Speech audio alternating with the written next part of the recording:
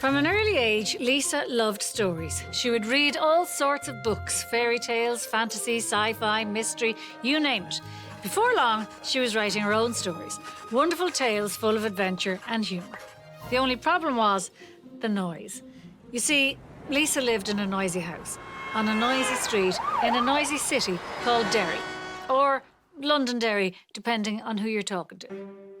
In Lisa's noisy home lived her ma, her da, her baby sister and her granny, and every single one of them made a racket. Her ma was always working about the house, but not quiet jobs like ironing or dusting. In fact, the noisier the better. So she was forever hoovering, blasting the blender or operating the cement mixer. Her granny was a telly addict who loved nothing more than to shout at the angry, shouty voices on the news. Thankfully, Lisa's dad was a calm and quiet man.